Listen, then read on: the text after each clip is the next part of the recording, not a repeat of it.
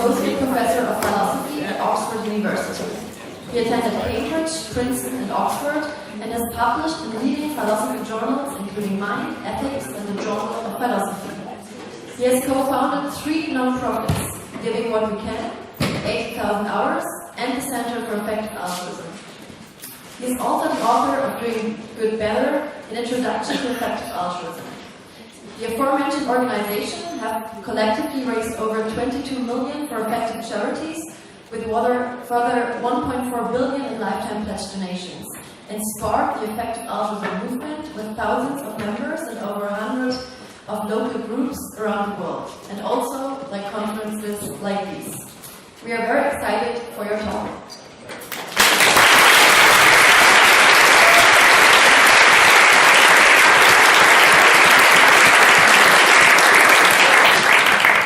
Okay, thank you so much for coming, and it's been an absolute delight to be at EAGxBerlin. I don't know the German-speaking EA community nearly as well as I'd like, but I've been just extremely impressed by everyone I've met here. People have such high levels of just commitment, thoughtfulness, and just raw talent that they're adding to the most important problems in the world. So it's been very exciting for me to be here. Hope it is for you too. So this talk I'm going to be talking about the current status of EA. So I'm going to give a bit of a review of what the effective altruism community has been doing over the last year, and then draw some general lessons about, as the community grows, how we should be thinking in terms of changing our strategy with respect to doing good. Because I think there's actually quite a lot of subtle lessons in there that we're only just coming to appreciate. So kind of recapping on the EA community in general, we've really had some awesome achievements, much more so than I would have ever expected when I was kind of 22 years old as this kind of nervous, bumbling philosophy graduate student, trying to encourage people to just give a bit more effectively. But since that point, through donations to Against Malaria Foundation alone, we've protected 34 million children with bed nets. Via corporate cage-free campaigns that EA has played a significant role in promoting and funding. We've spared 225 million hens from cages every single year. And within development of artificial intelligence as well, something maybe the most surprising of all to me is that we've actually been able to make this a respectable, regularly talked about issue within the AI community, such that leading machine learning researchers, even those who are on the skeptical side, acknowledge that questions about safety, questions about responsible development of artificial intelligence are very important and should be looked into. And so it's really, most of the time I think our focus within the EA should just be, let's just try and do the most good. We're not trying to get credit.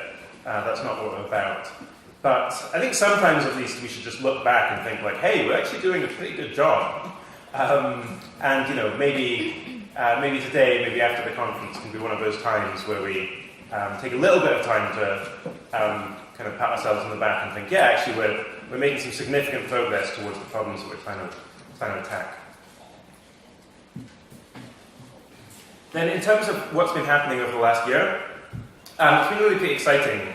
A range of different organizations doing really exciting stuff. It's getting to the stage where, when I'm giving these talks, there's just too much going on for me to cover, so this is just going to be a kind of brief overview.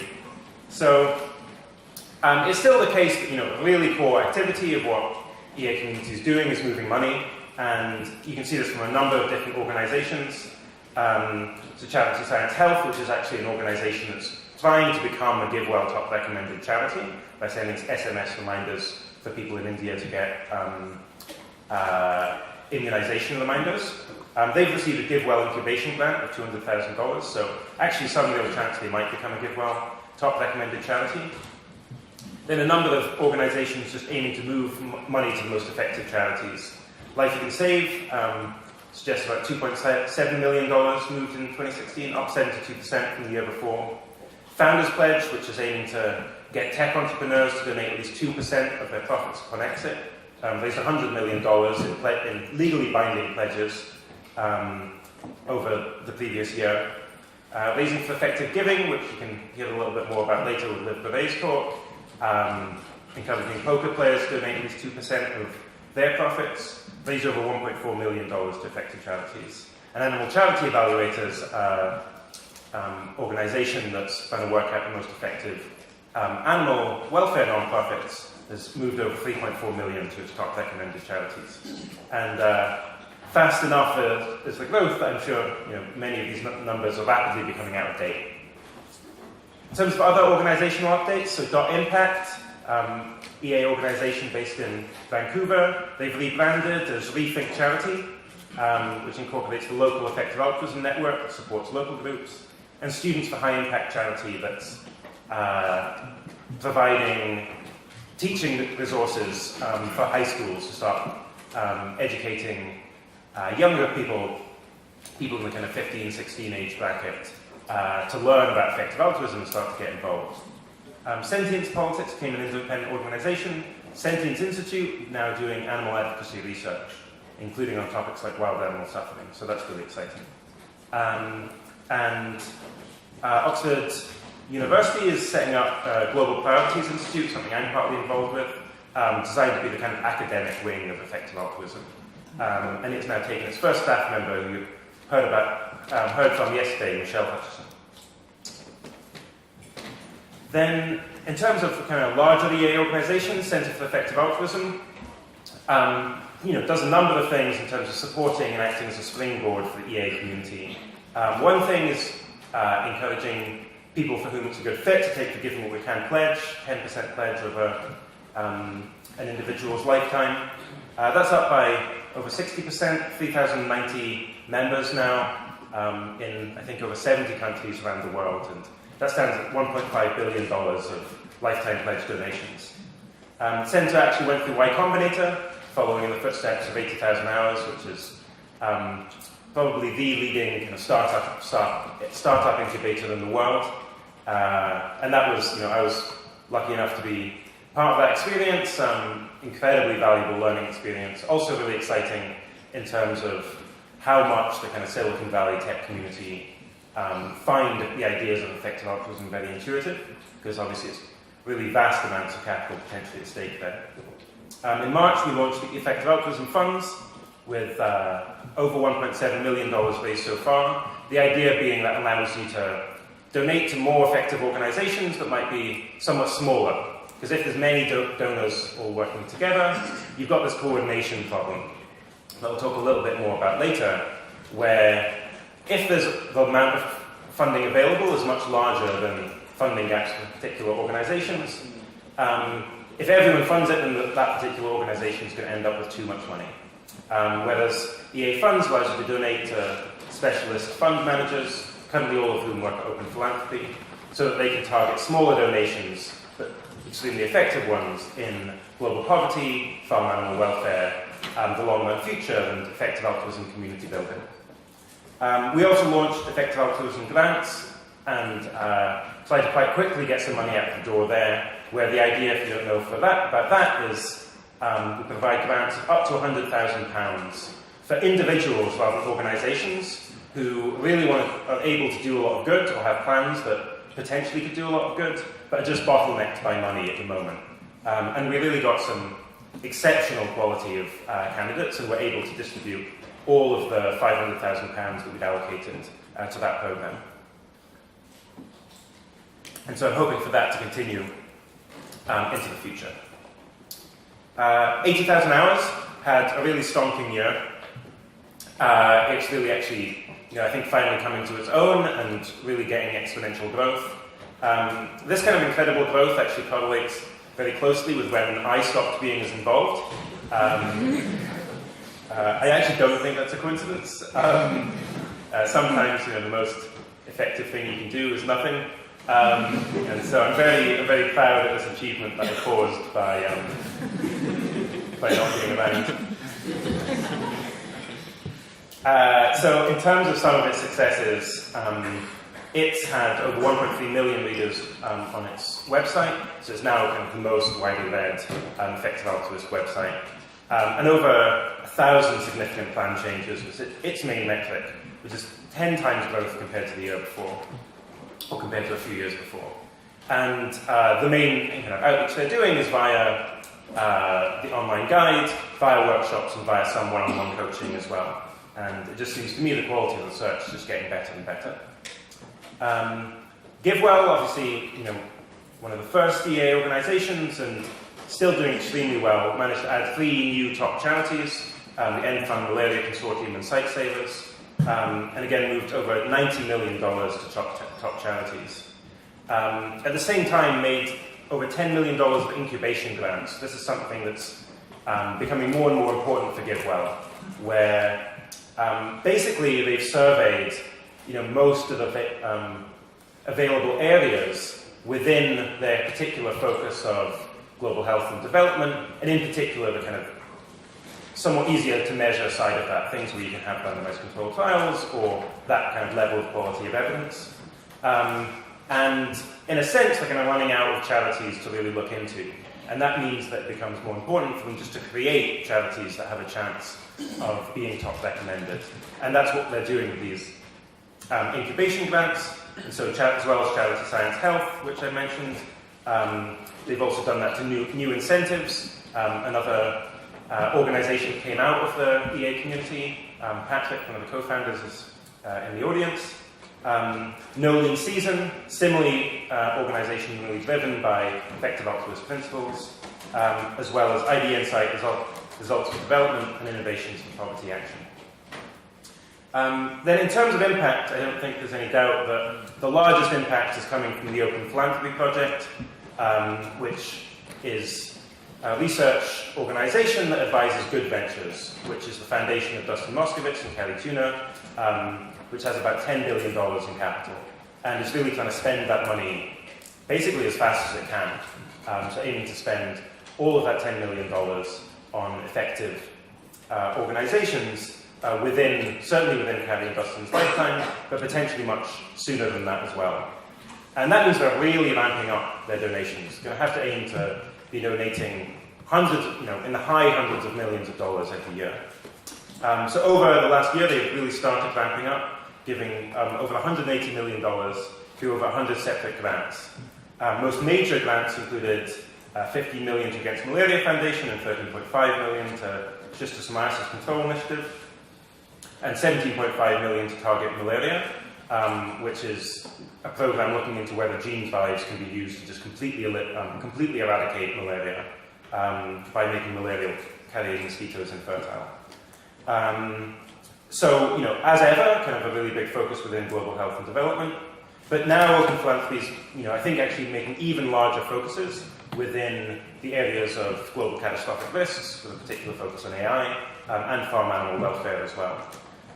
So they funded $16 million to the Johns Hopkins Center for Health Security, which is a grant in order to do work on biosecurity because of worries about pandemics and engineered viruses causing catastrophic events, and over $30 million to OpenAI, which is trying to further the development of safe and beneficial artificial intelligence. So you can look at the kind of overall funding portfolio here, and as you can see, kind of solid third is still in global health and development, but much larger scale up with respect to fields of existential risk and farm animal welfare. And that's going to continue in both of these areas. So I think in terms of this graph, it's going to, the ratio going to farm animal welfare and to existential risks is going to get even higher. And this is really kind of the biggest consideration with respect to strategy for the rest of us in the EA community, where a lot of the early ideas of EA were focused around charitable giving, both with respect to giving to can and the idea of earning to give. And we've just been incredibly successful at raising a lot of money, and that means that on the margin it becomes more important for people to go and do direct work. And really the big issue at the moment is just how can we use this very large amount of potential funding for EA causes as effectively as possible, rather than adding to the already very large pot. So in general, effective altruism, as you can see from this, has been growing a lot. And I've highlighted it's been growing a lot in terms of the amount of money available, but it's also growing a lot just in terms of sheer number of people. Now, thousands of people around the world who really want to dedicate their career to doing as much good as possible. And that's actually very different as a way of thinking from the kind of early EA thought. And so we can kind of distinguish some ways in which the kind of naive, effective altruist conclusions and the sort of things that actually might have been kind of accurate a number of years ago, we can identify ways in which they stop being relevant, or ways we need to change that advice. And so I'll go over kind of a few of the big ways in which that changes.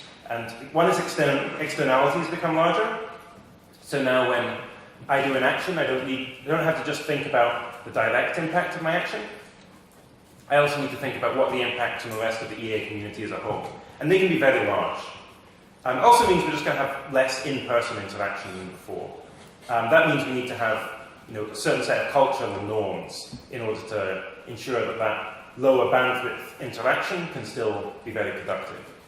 Some things I won't talk about as much, but are very important, are just as we get larger, we've got greater ability to engage with other groups, where that's maybe large foundations, but also governments and other institutions. We're just more of a thing and more credible. And similarly, greater resilience and momentum, where key insight there is just we're able to make much longer-term plans. If effective altruism had only been around 6 months, then it might be somewhat foolhardy to make plans that assume it will still be around in 20 years' time. But now that it's been going strong for 8 or 9 years, that really means we can start to have a much longer time horizon and be assuming this community will be still going strong over that longer time horizon. So yeah, in terms of one of the key things to think about in terms of how ideas ought to change as the community grows is moving from an idea of individual impact to community impact. So early days of EA, the focus is very squarely on how do I do the most good.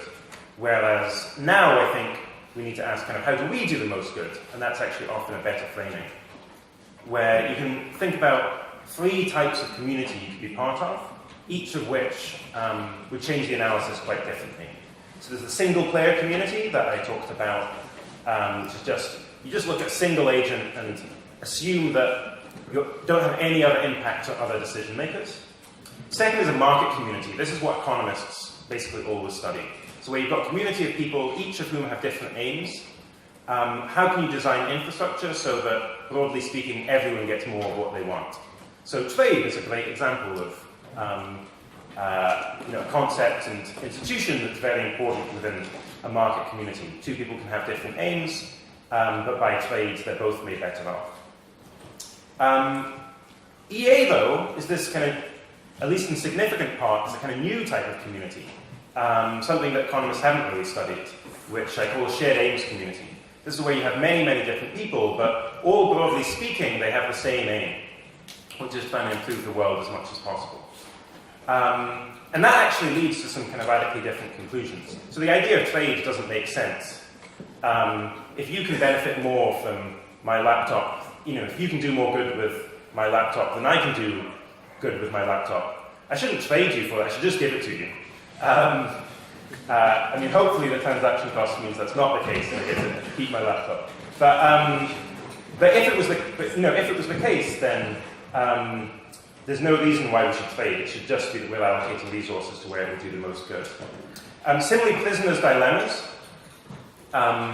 If everyone genuinely has the same aim, you can't get a prisoner's dilemma where everyone defects, where it's rational for people to defect, because you care about other people doing good just in the same way that you do. I'll kind of come back to that a little bit later. But there are still some sorts of game theoretic problems that do arise in the case of shared aims community, and I'll talk a little bit more about that in a second. In terms of the kind of overall lessons that thinking in terms of community impact rather than individual impact generate, one is what I'll call a portfolio approach to career choice. That's where you're not thinking what's the very best thing for me to do, but rather what's the optimal portfolio of careers across the EA community, and how can I move the EA community closer to that optimal portfolio. Second, as I mentioned briefly, is taking externalities really seriously. Third, I'll talk a little bit about moral trade, which is relevant insofar as in some ways we're not a perfect shared aims community.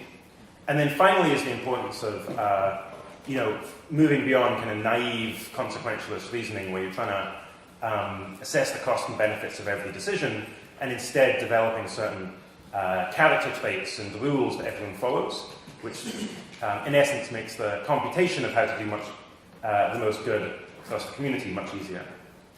So let's talk a little bit about portfolio approach. So I said that we couldn't get prisoners' dilemmas if we're the shared aims community, but you can get other sorts of game theoretic problems. So this one is analogous to what's called the stag hunt in economics. And this is an idealized version of a real-life case. In 2011, Ben Todd and Matt Wagi were both considering what careers they were going to pursue. They were both in their final year of undergraduate study. And there was at one point that Matt was planning to do direct work in an EA organization, and Ben was planning to earn to give. And you can represent that with the bottom left quadrant here. And if it's the case that Ben believes that Matt is going to do direct work, and Matt believes that Ben is going to earn to give, and they can't communicate, then it would be irrational for either of them to switch. They're both doing the right thing. But in a sense, it's a shame because they're at kind of not the global optimum. The better thing would be if Ben were doing direct work and Matt were earning to give. Because as it happened, actually, Ben was more excited, more passionate, and more skilled at doing direct work, and Matt had better earning to give opportunities. And so in the real life case, they were actually, were able to communicate. So we're able to move to the top right quadrant, and Ben has proved himself to be very good at direct work, running 80,000 hours. Matt has proved himself to be very good at earning to give, and donated very large amounts of money so far. So it's clearly, actually very important to move to that better state. But now that the community is a lot larger, we just can't always solve these sorts of coordination problems with communication. There's just far too many people to be able to communicate in every single case. But there is other solution we can take, which is that if everyone in the community aims not to just think, how can I do the most good, but instead aims to think, okay, what would I be doing if the EA community was broadly acting in accordance with the optimal portfolio of careers? Where would my role there be? And can I move, using my career, the EA community closer to that optimal portfolio? Then again, you can escape this problem. So again, looking at this table, if Ben and Matt are not able to communicate, but they both know that this is the payoff matrix, they can think, okay, well, I know that, Matt can think, I know that Ben is thinking in terms of community impact rather than individual impact, and so he's going to go straight for that top right quadrant, because that's the best outcome from a community perspective.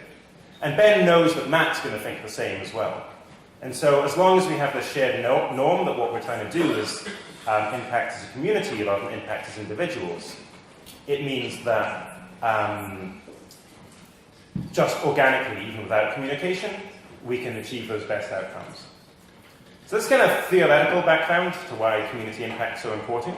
In terms of practical implications, I think it means that it's often going to be the case that people should start developing more specialist skills rather than general purpose skills.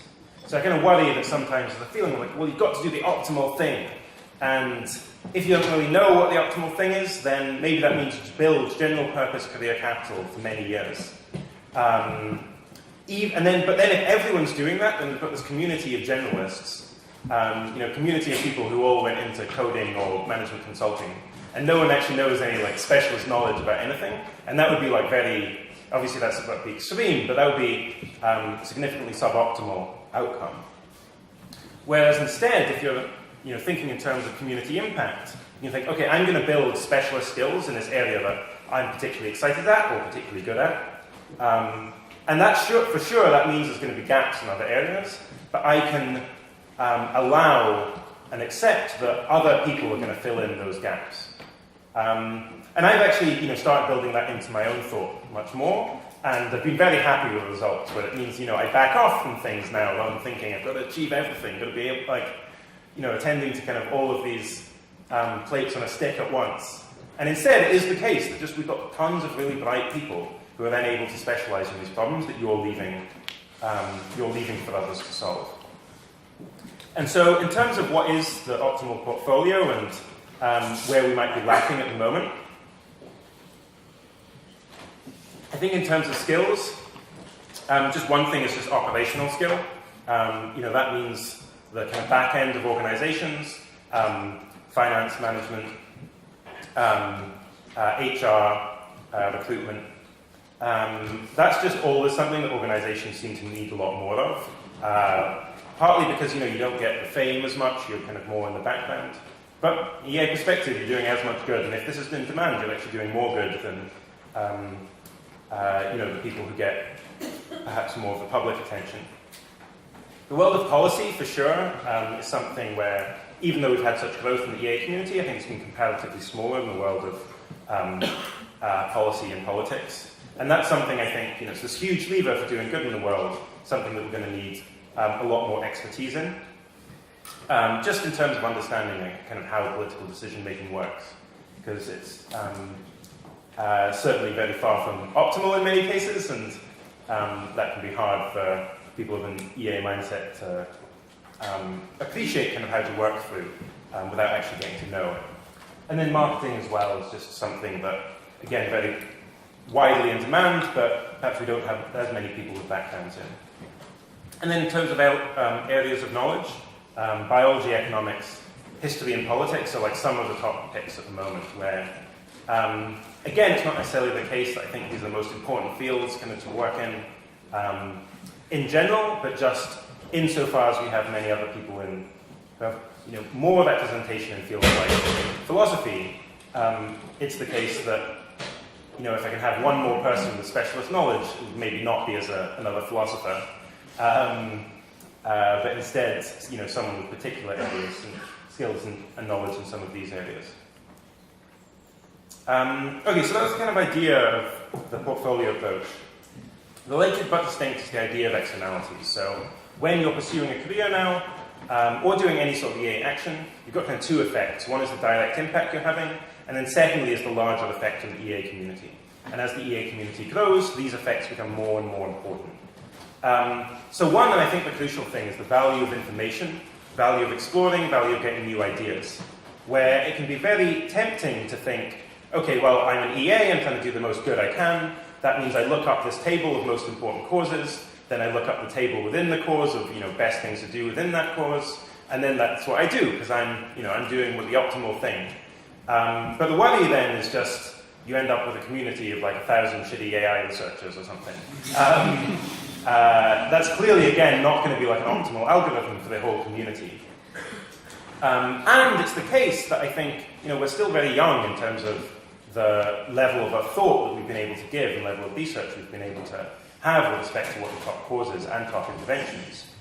It means it's very likely that I think we might be mistaken in very fundamental ways. We might have missed extremely important causes. We might be mistaken about how we're currently thinking about existing causes.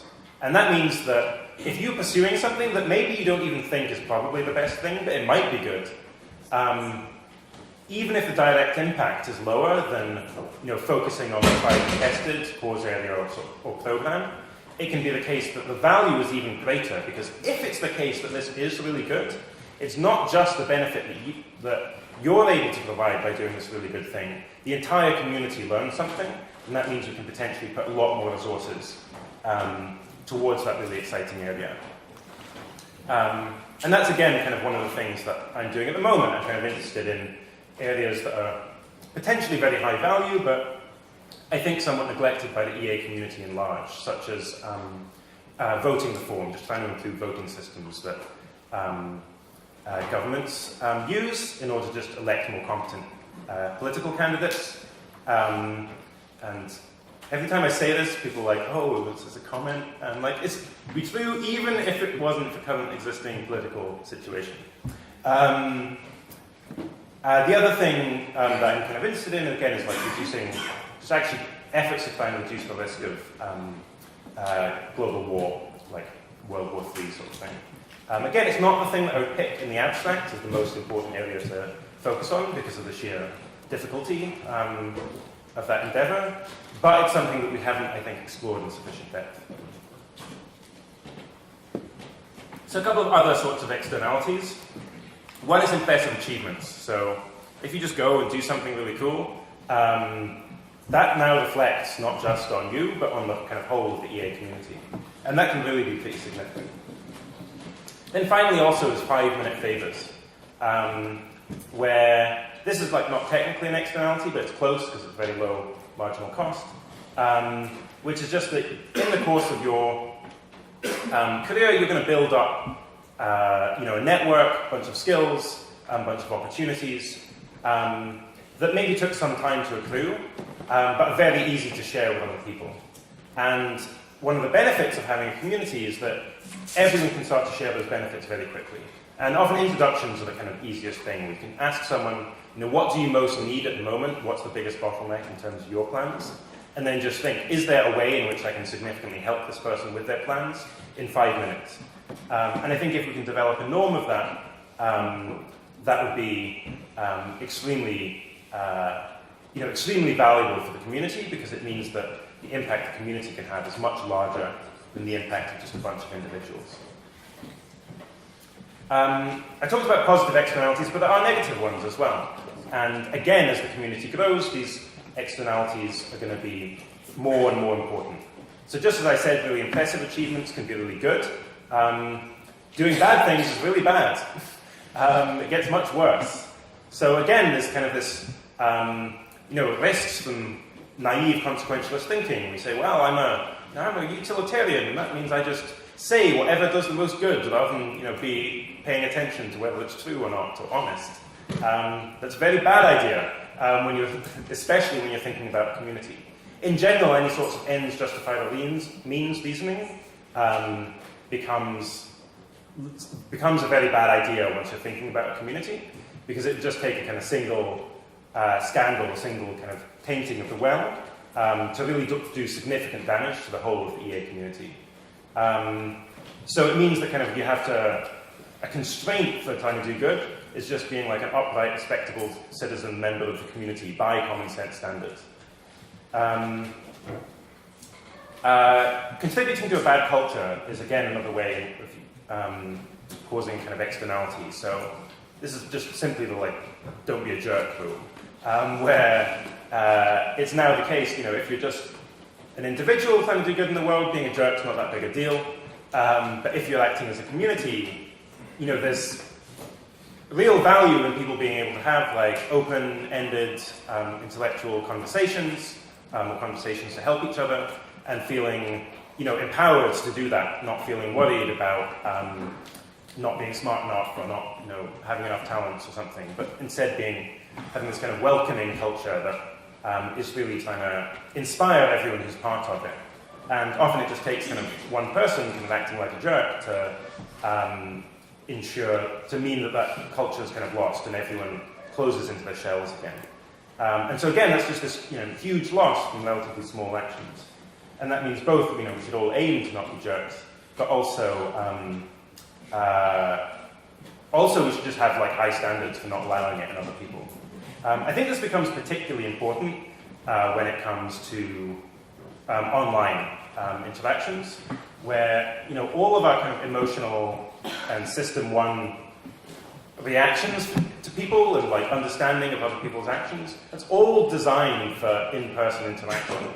We're just not very good as humans for being able to deal with interpersonal interaction with such a small amount of information, which is what you get on Facebook and Twitter. And so that means that, I kind of despair a little bit. I think just maybe both EA as an intellectual movement and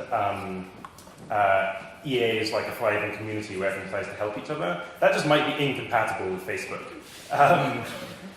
Certainly on the intellectual side, I try and think EA is trying to be like the scientific revolution, but for doing good. And I can just imagine, like, well, imagine if they'd had Twitter in the 17th century and Francis Bacon had been trying to promote the ideas of science in 140 messages. And it's like, hey, maybe we should do experiments. And he just gets like 100 messages back calling him a cuck or something. So I think it's just very hard because these things, the economic incentives of Facebook and Twitter are to create debate because that is, and as we all know, it's incredibly engaging. It really sets fire to the amygdala that's like very curious by the latest bit of community drama, and that's the algorithms are designed to do that. But I don't think it's necessarily good for the community, and so that's why I just want to see as much kind of in-person interaction as we can. Then also the second-order effects to all of this. And I think that these second-order effects can be even kind of larger, where if it is the case that we've got this kind of bad culture, or we've got worries about reputational costs and so on, it might mean just people end up talking less in public. Again, so people kind of close up. And insofar as we are this intellectual movement, we're just trying to figure out what does the most good, that's a very significant cost indeed. Okay, I'll try and go a little bit more quickly through this last bit. So moral trade is kind of related. So in some ways we're not like a shared aims community. We have slightly different aims because we have, there's obviously many difficult value judgments that you have to make if you try to do good, and difficult empirical judgments as well. And that means we're going to disagree to some extent. And one of the big challenges for EA is ensuring that we're cohesive as a movement, even despite this disagreement, where model issues, these are really high stakes. It's just very easy for things to get kind of very heated. But I think having a community and culture where that's not the case, where instead we have this idea that we're just constantly trading with other value systems, is very important. And there's kind of specific minor cases of moral trade where I say, well, I'll give to this charity if you decide to go vegan or something. I think that's like going to be relatively minor in the future, though we might try to implement it with the EA funds. I think the bigger thing is kind of open-ended trade. So this idea where there's just a culture of, even if I don't care about your cause at all, I just think it's based on this total mistake, that you're part of the EA community, I'm still just going to help you out. I'm not really going to think about that. Because if we have this general culture of reciprocal helping, everyone gets made better off. And I think that can particularly be the case for sharing potential donors, hires, and job opportunities, and just doing favors for each other. And then the final thing I'll talk about is the importance of moving beyond kind of the naive calculation to developing certain rules and character traits that we just tend to follow, where it's much easier. Take two people that I'm considering hiring. One is like, I'm a good EA, and that means every Sunday I reconsider, like, is the job I'm working at the optimal thing to do, or should I quit right now? And someone else is like, I'm going to stick with you for the next 2 years, I can guarantee that. Like, who is the more attractive job candidate? It's clearly the latter person. And that's because it's just really hard. It's huge kind of costs to constantly having to work out, like, is this the optimal thing? And so instead we want to have much more stability over time.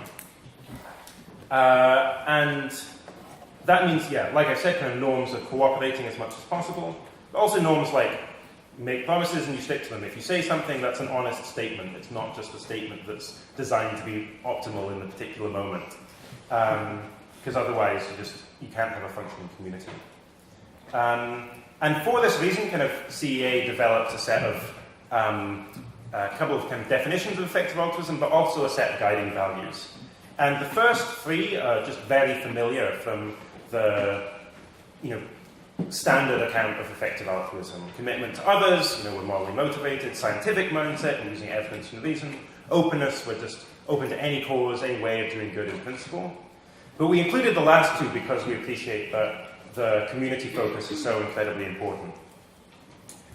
Integrity, in terms of, that means just If you are saying something, you're acting honestly. If you say you have intentions, make a commitment to do so, the default is that you're going to follow up on that. And then secondly, collaborative spirit as well, appreciating that the potential value you can have as a network might be far, far greater. Maybe it's combinatorially greater than the amount of benefit that you can have just as a collection of individuals. And so even if there kind of might end up being deep disagreements in terms of values and empirical judgments, we can still work together to do vastly more good than we could otherwise. Okay, thank you.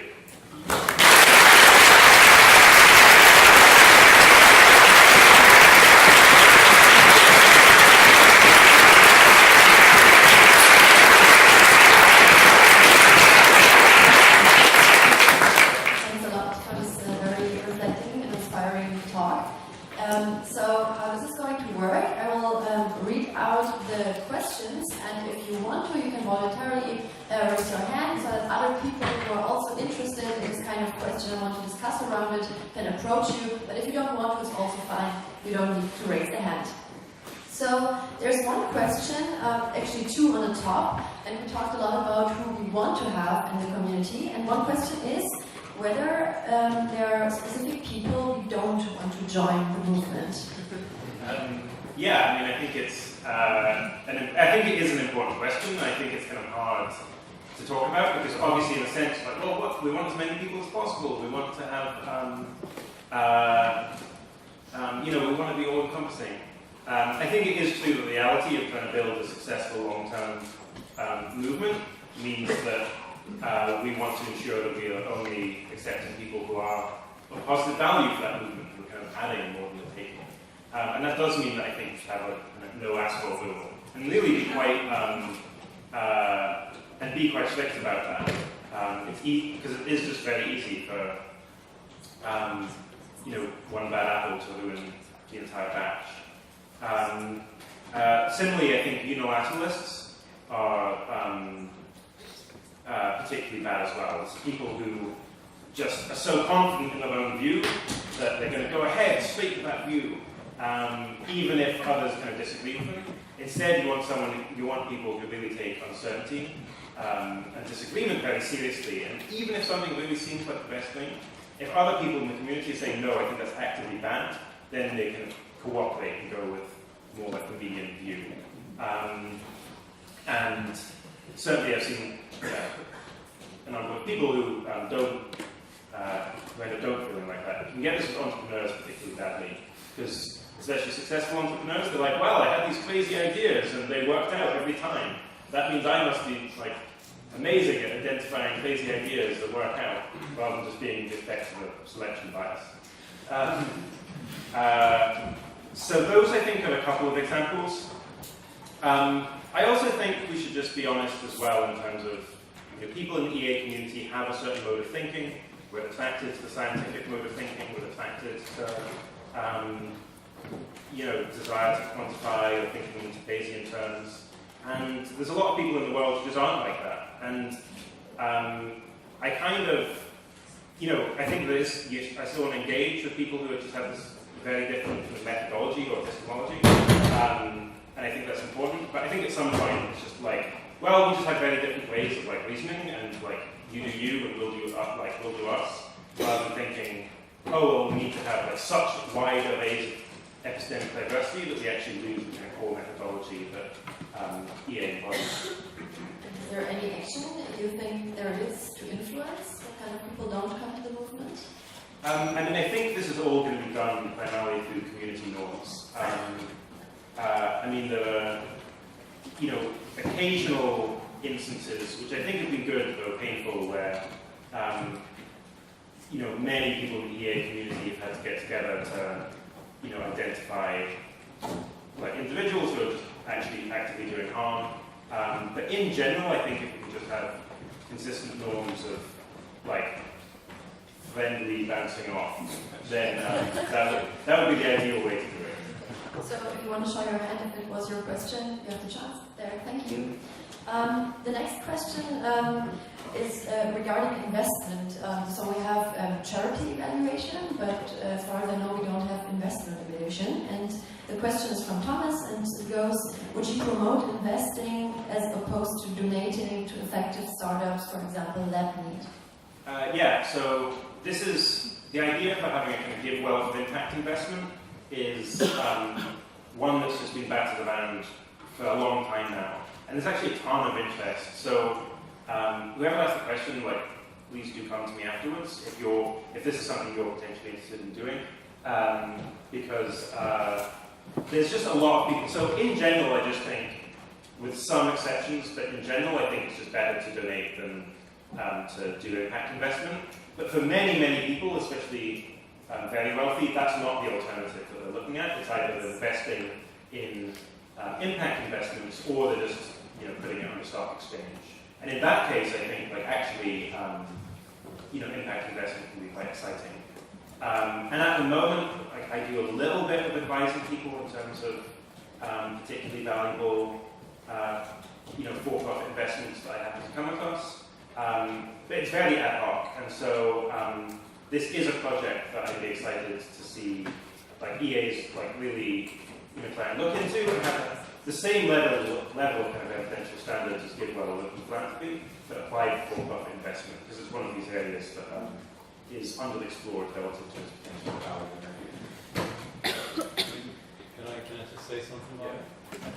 I mean, the idea is to be more inclusive in terms of including people that are not directly associated with the EA movement, maybe, that are interested in investing rather than donating.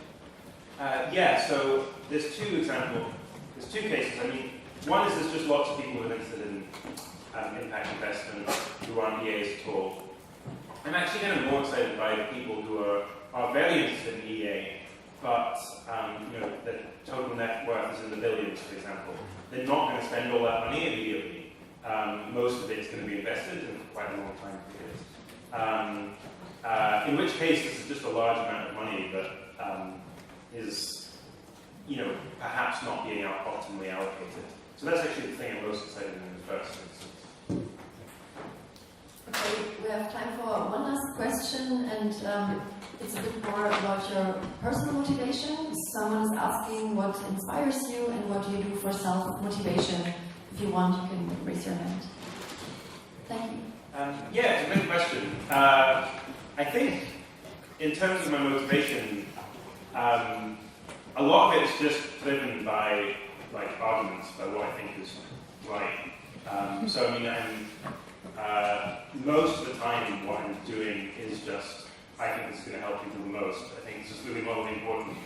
I mean, in the early stages, analogies with kind of the historical track record of humanity was really what motivated me to start thinking, okay, I need to start dedicating my life to doing good, where probably one of the earliest things was just thinking about animal welfare, and just seeing the analogies between how we talk about animals, how people talk about animals, and how people used to talk about slaves 200 years ago, just seems so striking to me, and it just seems so obvious to me that in 200 years' time, future generations are going to judge the current generation really, in the strongest possible literary terms. And I didn't want to be one of those people. I wanted to be one of the people who actually stood up and walked by. And so there's kind of two aspects. One is that initial motivation, which is kind of driven by that. And that kind of helps you decide what kind of life projects you're then pursuing. Then after that, I just try and do the math as much as I can. But one thing that I have found is really been amazing in terms of continuing motivation is just kind of positive feedback from the community. It's not the case that I wake up and think at the end of the day, I'm yes, save this many lives, and kind of visualize that or something. But what I do get is just positive, which is a shame, but I think it's the way humans are designed. But what is incredibly inspiring is seeing so many people like yourselves who buy into these ideas and are excited and trying to do good. And so it's the feeling of being part of this larger movement and larger set of ideas that can really drive forward moral progress. That's what really gets me out of bed. So, in terms of positive feedback, we have a small... So,